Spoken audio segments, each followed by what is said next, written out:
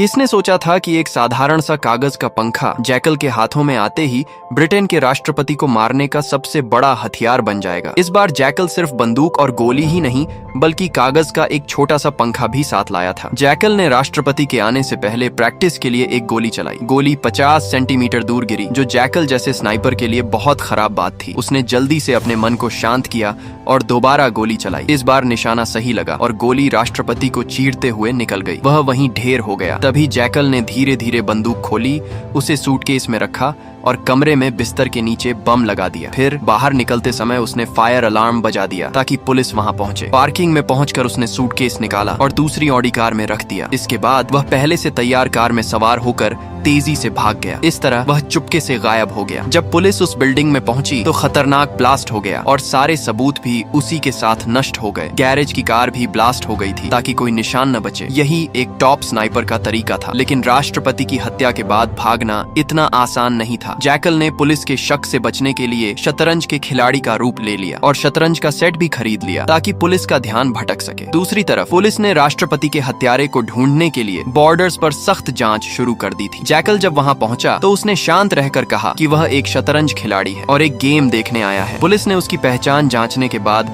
उसे गाड़ी में रखे डिब्बे को दिखाने को कहा। यही तो जैकल चाहता था, ताकि पुलिस वालों को यकीन हो जाए कि वह शतरंज खिलाड़ी ही है। पुलिस ने उसका पतला दुबला शरीर देखकर सोचा कि वह शायद मुर्गी भी न मार सके और उसे जाने दिया। जल्द ही जैकल फ्रांस पहुंच गया। एक इंटरनेट कैफे में जाकर उसने अपनी यूएसबी कंप्यूटर में लगाई और अपने कॉन्ट्रैक्टर से पूछा कि राष्ट्रपति को मारने का पैसा कब आएगा। जैकल आज तक उस कॉन्ट्रैक्टर से नहीं मिला था। वह मिलना चाहता तो था, लेकिन अगले कॉन्ट्रैक्ट के लिए $10 लाख सुनकर उसका मन डोल गया। उसने और कुछ नहीं सोचा और हाँ कर दी। उसने कहा कि 5 लाख काम से पहले, बाकी के बाद में। कॉन्ट्रैक्टर भी मान गया और उसे लोकेशन बता दी। जैकल पहले लोकेशन पर गया। वहाँ कॉन्ट्रैक्टर की एक एजेंट ने जैकल को नया टारगेट दिखाया, लेकिन जब उसे टारगेट का पता चला तो उसने कीमत 5 लाख से सीधे 10 करोड़ कर दी, क्योंकि यह टारगेट दुनिया का सबसे अमीर आदमी था और उसकी सुरक्षा बहुत सख्त थी, जिसे मारने में काफी मेहनत लगेगी। इसके बाद जैकल ने स्पेन में अपने विला में पहुंचकर देखा कि उसकी पत्नी बच्चों के खिलौने समेट रही थी। जैकल को सामने देखकर उसकी पत्नी का दुखी चेहरा एक मासूम मुस्कान में बदल गया। पत्नी को लगा कि वह अपनी बिजनेस ट्रिप से जल्दी लौट आया है, लेकिन उसे नहीं पता था कि उसका पति दुनिया का सबसे खतरनाक स्नाइपर है। जब उसकी पत्नी खाना बनाने गई, जैकल ने दरवाजा बंद किया और तिजोरी में अपनी बंदूक रख दी। फिर लैपटॉप पर कॉन्ट्रैक्टर से बात करने लगा। घर से निकलने के बाद उसे पता चला कि उसके स्पेन वाले विला में सब बदल गया है। उसकी पत्नी और ससुराल वालों ने उसका स्नाइपर वाला गुप्त कमरा ढूंढ लिया था, जहां कई देशों की करेंसी, नकली पासपोर्ट और एक पेशेवर मास्क रखा था। जैकल ये सब अपने फोन के सीसीटीवी में देख रहा था। उसकी पत्नी और ससुराल वाले हैरान थे। उसे डर था कि अगर उसके स्नाइपर वाले काम का पता उन लोगों को लगा तो उसकी पत्नी उसे छोड़ देगी। वह यही सोचते हुए गाड़ी चला रहा था कि अब वह अपनी पत्नी को कैसे समझाएगा। तभी उसका ध्यान भटका और उसकी कार एक ट्रक से टकरा गई। जैकल ने गाड़ी से उतरकर माफी मांगी और पैसे भी ऑफर किए, लेकिन ट्रक ड्राइवर गुस्सैल था। वह नहीं माना। जैकल उसे वहीं खत्म करने की सोच रहा था। तभी एक पुलिस की गाड़ी वहां से गुजरी। जैकल नहीं चाहता था कि पुलिस का ध्यान उसकी ओर जाए, लेकिन ड्राइवर ने पुलिस को बुला लिया। जैकल ने शांत रहकर नकली दस्तावेज दिखाए, लेकिन पुलिस को शक हुआ क्योंकि राष्ट्रपति की मौत की आग अभी ठंडी नहीं हुई थी। पुलिस ने उसका सामान चेक किया और उसे वहां एक बंदूक दिख गई। अगले ही सेकंड जैकल ने पुलिस वाले को मार डाला। फिर उस ट्रक ड्राइवर का काम भी तमाम कर दिया। जैकल ने चुपके से बंदूक से अपने निशान मिटाए और उसे ड्राइवर और पुलिस के हाथ में रख दिया, ऐसा दिखाने के लिए कि दोनों आपस में लड़कर मर गए। फिर वह अपनी कार लेकर भाग गया। एक सुनसान पार्किंग में पहुंचकर उसने नंबर प्लेट हटाई और तेजाब छिड़क कर अपने निशान मिटा दिए। लेकिन उसकी असली मुश्किल थी अपनी पत्नी को मनाना। उसने पत्नी को होटल में बुलाया और फिर से झूठ बोल दिया कि वह बस एक कंपनी के लिए जासूस है और कुछ नहीं। जैकल ने अपने स्नाइपर होने की बात फिर से छुपा ली। फिर उसने कहा कि एक आखिरी काम के बाद वह इतना पैसा कमा लेगा कि यह सब जासूसी भी छोड़ देगा, फिर वे खुशहाल जिंदगी जी सकेंगे। लेकिन उसकी पत्नी को नहीं पता था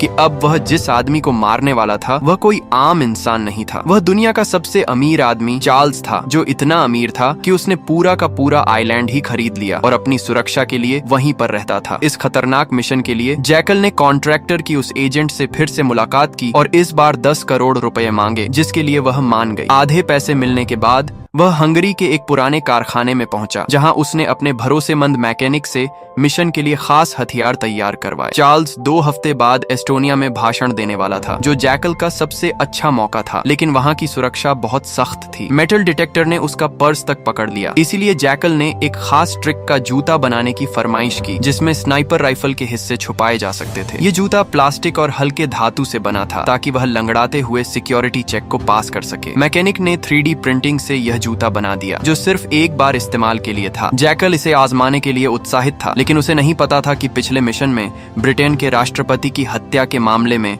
ब्रिटिश जासूस उसका पीछा कर रहे थे। वे जैकल को ट्रैक करते करते हंगरी के उसी कारखाने तक पहुंच गए जहां जैकल बंदूक की टेस्टिंग कर रहा था, लेकिन किसी तरह वह वहां से भाग निकला। अब उसने एक खास तरह का सूट पहना, जिसमें उसने अपनी स्नाइपर राइफल फिट की। उसका टारगेट अब चार्ल्स था, जो अपने उस आइलैंड पर रहता था जहां 2 किलोमीटर के दायरे में कड़ी सुरक्षा थी। वहां किसी को मारने का तो दूर, कोई वहां भटक भी नहीं सकता था। लेकिन हमारा जैकल एक टॉप का स्नाइपर था। उसने देखा कि चार्ल्स हर सुबह समुद्र में तैरने के लिए आता है। उसने एक नाव किराए पर ली और नाव के मालिक को मार डाला। फिर समुद्र में स्नाइपिंग की तैयारी शुरू कर दी। बंदूक, गोली, स्टैंड, सब कुछ रेडी था, लेकिन समुद्र की लहरें इतनी भयंकर थीं कि निशाने को मुश्किल बना रही थीं। उसी रात जैकल ने एक खास बैलेंस मेंटेन करने वाला डिवाइस भी ढूंढ निकाला। अगले दिन बोट पर पहुंचकर उसने 4 गोलियां निकाली और पहली गोली से ही बिल्कुल सटीक निशाना लग गया। लेकिन तभी वहां एक ड्रोन आ गया। जैकल ने जल्दी से अपनी स्नाइपर को कपड़े से ढक दिया और मछली पकड़ने की एक्टिंग करने लगा। लेकिन सिक्योरिटी वालों को थोड़ा शक था,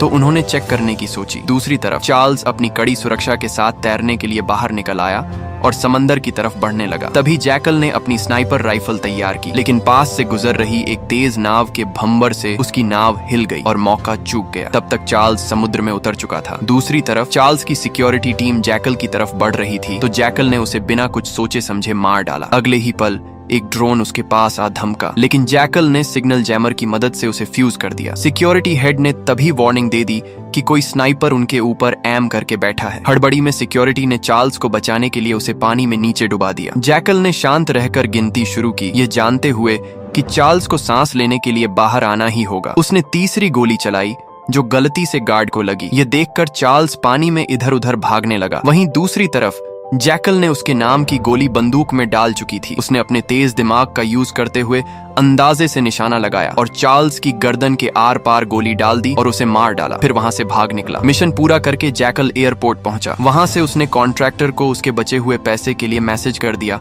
और अपनी स्नाइपर राइफल कन्वेयर बेल्ट पर ही छोड़ दी। जैकल स्पेन अपने घर पहुंचा और उसे पता चला कि उसकी पत्नी और बेटा गायब हैं। उसकी पत्नी को उसका सच पता चल चुका था कि वह कोई एजेंट नहीं, बल्कि दुनिया का सबसे खतरनाक स्नाइपर है, इसलिए वह उसे छोड़कर भाग निकली थी। तभी एजेंट महिला ने फोन किया और बताया कि वह स्पेन में है और उसे कुछ पैसे वैसे नहीं मिलने वाले। इतना कहकर उसने फोन काट दिया। तब जैकल को समझ आया कि उसके साथ बहुत बड़ा धोखा हुआ है। यही नहीं, बल्कि कॉन्ट्रैक्टर की उस एजेंट ने पुलिस वालों को उसकी लोकेशन भी सेंड कर दी थी। जैकल ने बचे हुए पैसे, पासपोर्ट और हथियार लिए और भागने की तैयारी करने लगा। तभी पुलिस वाले घर के बाहर आ धमके और उसी समय जैकल का साला भी नशे में घर लौटा। पुलिस वालों ने उसे जैकल समझकर गोली चला दी। पुलिस को देखकर जैकल ने लाइट बंद की और अपने गुप्त कमरे की एक तरफा शीशे वाली दीवार के पीछे छिप गया। पुलिस वाली ने दीवार की जांच की और दोनों दीवार के आमने सामने आ गए। थोड़ी देर बाद जैकल ने निशाना साधा, लेकिन उसका साथी बीच में आ गया और गोली से मारा गया। थोड़ी ही देर में जैकल ने उस लड़की को भी मार डाला। वहां से बच निकलने के बाद उसके सिर पर खून सवार था। जैकल ने ठान लिया था